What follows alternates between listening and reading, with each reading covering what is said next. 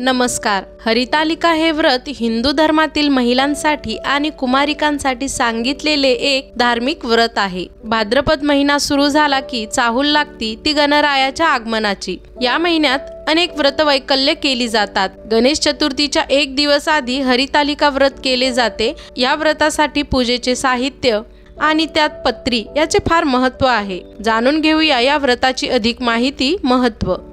हिंदू धर्मामध्ये हरितालिका पूजेला खूप महत्त्व आहे।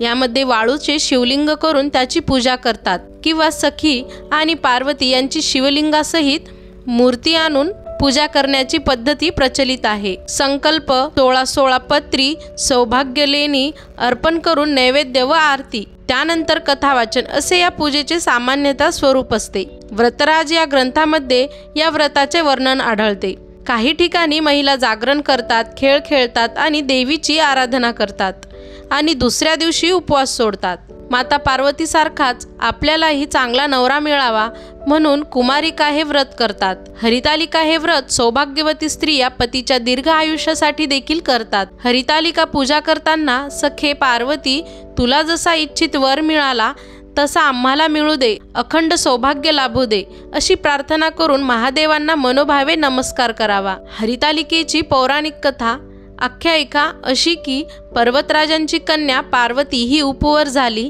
व नारद मुनींच्या सल्ल्याने तिच्या पित्याने तिचा विवाह विष्णूशी करण्याचा बेत केला।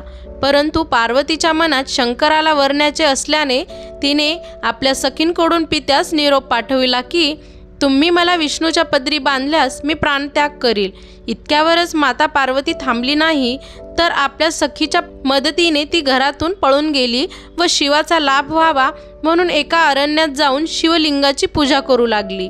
त्या दिवशी भाद्रपद मासातील तृतीया होती व हस्त नक्षत्र होते। पार्वतीने शिवलिंगाची पूजा केली आणि दिवसभर कडकडीत उपवास करून जागरण केले। तिच्या तपाने शिव प्रसन्न झाले आणि त्यांनी पार्वतीच्या विनंतीस मान देऊन पत्नी म्हणून तिचा स्वीकार केला अशी आख्यायिका प्रचलित आहे। हरिता म्हणजे जिला नेले ती आणि लिका म्हणजे सखी।